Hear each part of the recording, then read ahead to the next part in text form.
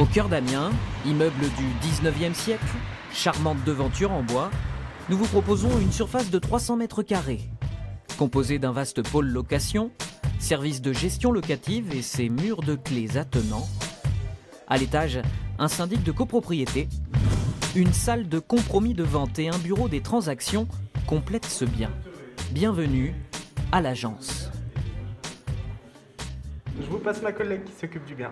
Camille et Mathias, 10 et 4 ans d'expérience, sont négociateurs. Ils s'occupent des ventes, portables greffés à l'oreille, Oui, bonjour madame. et prêts à bondir sur le fixe. Allô ? Vous vous battez pour répondre au téléphone ? Ouais. Bah oui, forcément, ça peut être potentiellement une estimation ou une demande de visite, donc ça peut servir. Il y a une petite concurrence, on est quand même à l'affût de l'appel entrant. L'adrénaline du coup de fil, la routine aussi, des démarches administratives, des mandats à rédiger. Mais leur première mission, c'est de trouver des biens à mettre en vente. Les 4 derniers biens que j'ai vendus, par exemple, c'est de mon réseau, que ce soit le cercle d'amis, la salle de sport, les rencontres au bar, c'est toutes ces choses-là. Après, on a aussi de la prospection physique où là, selon une recherche de clients, on va aller chercher un type de bien et on va aller faire du porte-à-porte à la rencontre en fait des propriétaires. Là, je cherche pour des clients une maison à vendre à Saint-Fucien. Et j'ai entendu parler qu'une connaissance pourrait vendre la sienne.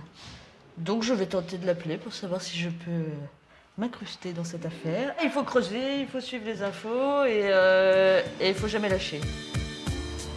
Depuis le déconfinement à Amiens, le marché de l'immobilier est euphorique. La demande a explosé, les maisons se vendent en une semaine et les prix augmentent. Les gens qui sont bien logés restent chez eux, ils sont bien contents d'avoir une maison donc ils n'en bougent pas, il y en a très peu qui vendent. Et ceux qui sont en appartement par contre ont tendance à vouloir acheter une maison donc sont encore plus nombreux. Et puis après il y a les Parisiens qui nous font la joie de se dire qu'en fait en télétravaillant ils peuvent vivre sur Amiens et comme ils sont mieux payés à Paris que nos Amiénois, ils ont tendance à faire monter les prix et à se décider très vite. Le plus dur est donc de trouver des maisons à proposer. Bonne nouvelle, Camille a dégoté cette amiénoise typique. La propriétaire veut vendre rapidement, elle a demandé une estimation. Vous savez à quelle époque ça a été acheté ? 94. Là on a un vrai super jardin. Là, ça pousse, hein. Il est parti Oui mais ça c'est pas grave, vous savez, qui cherche du jardin va s'attendre à avoir de l'entretien.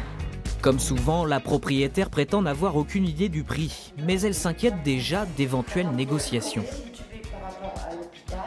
On a de la demande sur ce type de produit, sur ce type de secteur. Donc il n'y a aucune raison qu'on négocie le prix si vous écoutez le prix d'estimation. Si vous essayez au-dessus et que plusieurs acquéreurs s'entendent à dire que non, c'est trop cher pour eux parce qu'ils ont trouvé mieux, ça sera à moi de vous le faire entendre.